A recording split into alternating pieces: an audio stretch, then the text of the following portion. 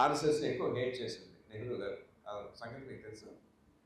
2 సార్లు బ్యాన్ అయింది గాంధీ గారు చనిపోయినప్పుడు, తర్వాత కూడా ఆర్ఎస్ఎస్. 1963లో రిపబ్లిక్ డే పెరేడ్లో ఆర్ఎస్ఎస్ పార్టిసిపేట్ చేసింది. ఆ సంగతి మీకు తెలుసా? ఎవరు పార్టిసిపేట్ చేస్తారు రిపబ్లిక్ డే పెరేడ్లో? ఓన్లీ గవర్నమెంట్స్ పార్టిసిపేట్ చేస్తాయి. స్టేట్ గవర్నమెంట్ పార్టిసిపేట్ చేస్తాయి, మిలిటరీ పార్టిసిపేట్ చేస్తుంది. ఎందుకు చేసింది? నెహ్రూ గారు అడిగారు కాబట్టి.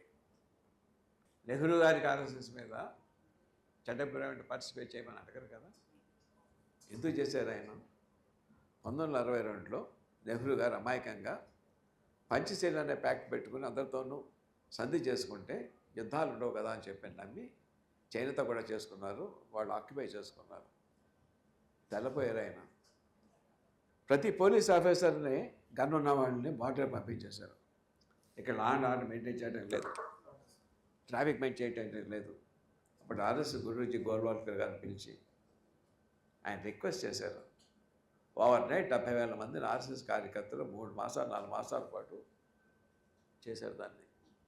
ఆ కృతజ్ఞతతోటి నెహ్రూ గారు, ఇన్నాళ్ళు నాకు ఆర్ఎస్ఎస్ అంటే ఎంత అసహ్యం ప్రజలు తెలుసండి, I want to show how much I respect RSS, not by words by deeds అని చెప్పి పార్టిసిపేట్ చేయమన్నారు.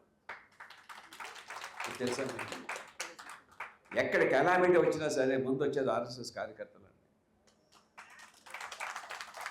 సాయం చేస్తారు, ఏం వెళ్ళిపోతారు. ఆర్ఎస్ఎస్లో డొనేషన్స్ ఉంటాయి, మీకు తెలుసండి. ఓన్లీ గురు పూర్ణిమ నాడు గురు పూజ మీద ఎంత ఇస్తే అంత ఇవ్వచ్చు, అంతే. వచ్చినప్పుడు ఎవరు డబ్బులు ఇవ్వడానికి వీళ్ళదు, తీసుకోరు కూడా దాన్ని. తెలుసా? నేను ఆర్ఎస్ఎస్ మన మోహన్ భగత్ గారిని అడిగాను, నేను రాసినప్పుడు ఆర్ఎస్ఎస్ ఐడియాలజీ ఏంటండి అని చెప్పాను. ఈ దేశంలో పుట్టిన ప్రతివాడికి జాతి కుల మత వివక్షత లేకుండా అన్ని హక్కులు సమానంగా ఉంటాయి. ఎవరికి ఎక్కువ కాదు, ఎవరికి తక్కువ కాదు. ఈ దేశం తాలూకు వచ్చినప్పుడు దేశం కన్నా నీ ఆస్తి కానీ, నీ భార్య కానీ, నీ పిల్లలు కానీ, నీ మతం కానీ, నీ కులం కానీ, నీ జాతి కానీ, ప్రాణం కానీ ఎక్కువ కాదు. దేశం ముఖ్యం. ఇందులో తప్పేమన్నా ఉందా?